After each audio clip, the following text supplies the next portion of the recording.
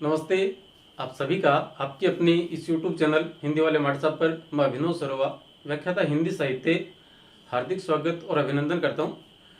साथियों, आज हम अब यहाँ पर देख पा रहे हैं सत्र 2023-24 कक्षा 12 है और विषय हिंदी साहित्य पर बात करने के लिए उपस्थित है। और हिंदी साहित्य का अध्ययन जब हम चालू करें उससे पहले जरूरी है एक चीज देख लेनी। तो आज का जो प्रकरण है हमारा वह है कवि और लेखक का साहित्यिक परिचय।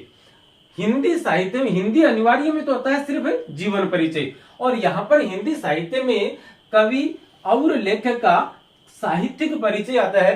तो यहाँ पर कवि और लेखक दोनों के होंगे। लेखक का जीवन परिचय होगा, साहित्यिक परिचय होगा 2 अंक का, और कवि का साहित्यिक परिचय होगा 2 अंक का। कुल मिलाकर ये जो प्रश्न है, यह जो प्रकरण है वह 4 अंक का प्रश्न, 4 अंक के प्रश्न 2 हमसे बोर्ड परीक्षा में किए जाएंगे।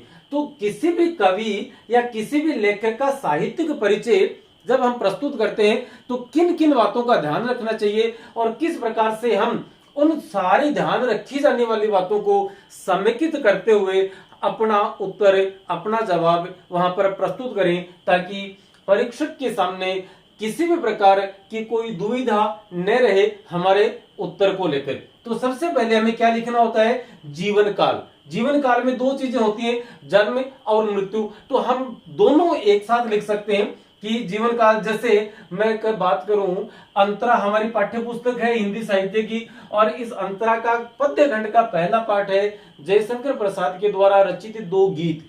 2 अलग अलग नाटक, स्कंदगुप्त और चंद्रगुप्त से 2 गीत लिए गए हैं। स्कंदगुप्त से लिया गया है देवसेना का गीत और चंद्रगुप्त से लिया गया है कार्नेलिया का गीत। उन दोनों के जो कवि हैं, उन कवि का साहित्यिक परिचय यदि हमें प्रस्तुत करना हो तो किस प्रकार से करें? तो जीवन काल में लिखें 1890 से 1937 ईस्वी, इस प्रकार से यहां लिख सकते हैं। दूसरा पॉइंट लिखा है जन्म स्थान।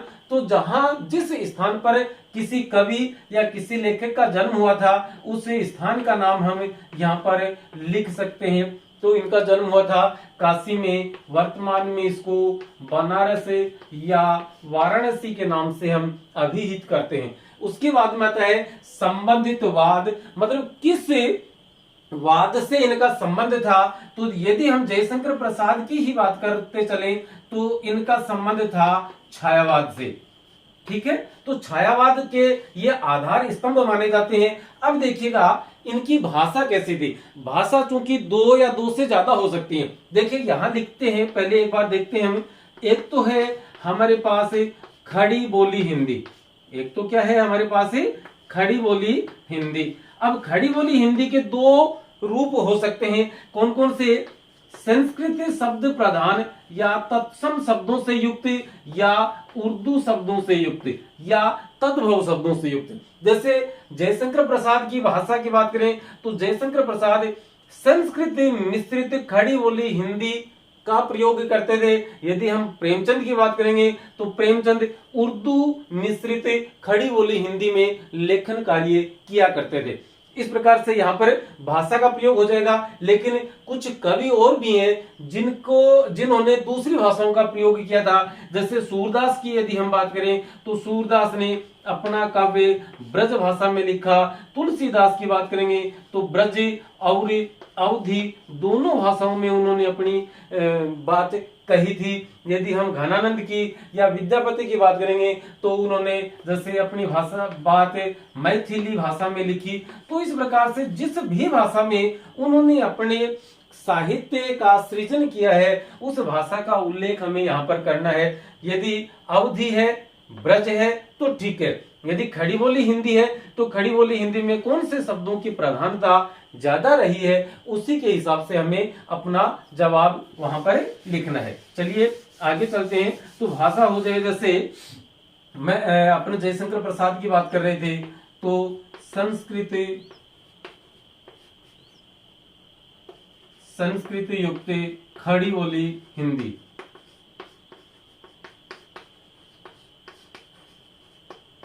तो इन्होंने संस्कृत मिश्रित खड़ी बोली हिंदी का प्रयोग किया। लेखन शैली की बात आती है, इन्होंने व्यंग्यात्मक लिखा, विवरणात्मक लिखा या विश्लेषणात्मक लिखा, इस प्रकार से। तो यहाँ पर जैसे उनका काव्य जो है वह विवरणात्मक था, उनका लेखन जो था वह विवरण प्रस्तुत करते हैं, विश्लेषण नहीं करते। विश्लेषण की बात करेंगे तो हम सच्चिदानंद हीरानंद वात्स्यायन के विषय में कहेंगे कि उन्होंने विश्लेषणात्मक शैली में लिखा है। यदि जैनेन्द्र कुमार की बात करेंगे तो उन्होंने मनोवैज्ञानिक तरीके से या उस हिसाब से अपना लेखन कार्य किया है। यदि प्रधान स्वर या प्रधान गुण क्या है उनके साहित्य का, तो जयशंकर प्रसाद की बात करते चलते हैं तो वहां पर बात आती है राष्ट्रीयता। तो इनका राष्ट्रीयता का जो स्वर था वह इनके काव्य का सबसे प्रधान गुण है, प्रधान स्वर है। अब इसके बाद में किन किन लेखन विधाओं में इन्होंने कार्य किया, तो जयशंकर प्रसाद ने कहानी लिखी, उपन्यास लिखे, इसके बाद में उन्होंने नाटक लिखे और इन्होंने काव्य भी लिखा। क्योंकि काव्य में क्या होता है, कामायनी इनका सबसे प्रसिद्ध काव्य है, 1936 में लिखा गया। तो इस प्रकार से जो लेखन इन्होंने किया या उसके लिए हम महाकाव्य कामायनी का लेखन भी इन्होंने किया था।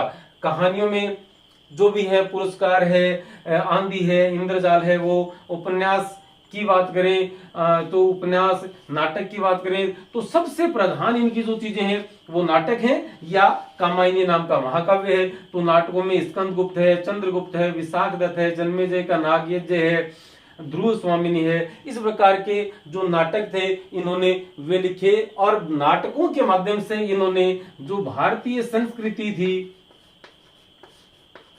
भारतीय संस्कृति के उज्जवल पक्ष का इन्होंने वहां पर या पाठकों के समक्ष भारतीय संस्कृति का उज्जवल पक्ष प्रस्तुत किया था। तो इस प्रकार के ये प्रधान गुण में आ जाए कि राष्ट्रीयता का स्वर और भारतीय संस्कृति के उज्जवल पक्ष को इन्होंने अपने साहित्य के माध्यम से दुनिया के सामने रखा। तो ये तो हो गए लेखन की विधाएं कि इन्होंने कहानी, उपन्यास, नाटक और काव्य में लेखन किया।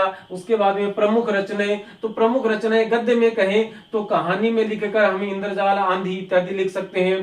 पद्य में बात करें तो यहाँ पर हम इनकी रचना का नाम कामायनी लिख सकते हैं। कहानी लिख दी, उसके बाद में उपन्यास लिख दिया, जैसे कंकाल उपन्यास था। उसके बाद में हम इनके द्वारा लिखित नाटकों के नाम लिख सकते हैं। तो गद्य और पद्य में इनके नाम हो जाएंगे। पुरस्कार यदि किसी लेखक या किसी कवि को मिला है तो वहां पर वह लिखा जा सकता है। यदि अजय की बात करें तो इनको भारतीय ज्ञानपीठ पुरस्कार, साहित्य अकादमी पुरस्कार भी प्राप्त हुआ था। किस रचना के लिए हुआ उस रचना का उल्लेख किया जा सकता है। लेकिन बात यदि हम करें कि घनानंद, तो घनानंद को किसी प्रकार का पुरस्कार उस जमाने में था ही नहीं, तो नहीं मिला, तो वहां पर उल्लेख करने की आवश्यकता नहीं है। यहाँ लेखन की कि आपने या इन्होंने या कवि ने या लेखक ने कहानी, उपन्यास, नाटक, निबंध इत्यादि चीजें लिखी। प्रमुख रचनाओं में देखा जाए तो उपन्यासों में ये प्रसिद्ध है, नाटकों में ये प्रसिद्ध है, कहानियों में ये प्रसिद्ध है। और पद्य में देखा जाए या काव्य में देखा जाए तो इनके द्वारा रचित जो कामायनी है वो इनका सबसे प्रधान महाकाव्य है, प्रबंध काव्य माना जा सकता है। तो इस प्रकार से हमें अपने इस उत्तर में लेखक हो या कवि हो उनके विषय में ये जो नीले रंग से लिखे हुए नाम आप देख रहे हैं, इन चीजों की जानकारी वहां पर प्रस्तुत करनी होती है। जीवन काल लिखेंगे, जन्म और मृत्यु की तिथियां एक साथ, क्योंकि साहित्यिक परिचय लिख रहे हैं इसलिए जीवन परिचय लिखना बहुत ज्यादा जरूरी नहीं है। उसके बाद में जन्म स्थान, संबंधित वाद यदि कोई हो तो, और उनकी कोई भाषा कि किस प्रकार की भाषा थी, उनके लेखन की शैली क्या थी, उनका प्रधान स्वर क्या है। अब जैसे प्रेमचंद की बात करें तो प्रेमचंद के साहित्य में मजदूर, किसान, महिलाओं या नारी की समस्याओं का उल्लेख किया गया है या मुखर तरीके से किसान, मजदूर और नारियों की समस्याओं को वहां पर उठाया गया है। कहानी और उपन्यासों के माध्यम से लेखन की विधाएं इन्होंने लेखन और उपन्यास विधा में कार्य किया। प्रमुख कहानी और उपन्यास विधाओं में काम किया। प्रमुख विधाएं उपन्यास ये थे, कहानियां ये थी। पद्य में यदि कोई है तो बहुत अच्छी बात, नहीं है तो कोई फर्क नहीं पड़ता। पुरस्कार यदि कोई मिला हो तो वह इनके, और इनके द्वारा यदि कोई नई चीज भी वहां पर शुरू की गई हो, चालू की गई हो, कोई विशेष योगदान हो, तो वह विशेष योगदान भी हम यहाँ पर लिख सकते हैं। यदि कोई विशेष योगदान हो तो विशेष योगदान में हम यदि बात करें धर्मवीर भारती की, तो इन्होंने अपने पत्र धर्मयुग के माध्यम से नवोदित साहित्यकारों को उभरने का अवसर दिया। प्रेमचंद की बात करें तो प्रगतिशील साहित्य के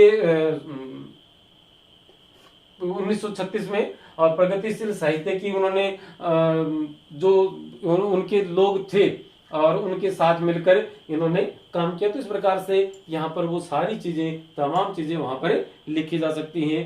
तो आज के इस वीडियो में फिलहाल इतना ही है। नमस्ते, धन्यवाद, जय हिंद, जय भारत।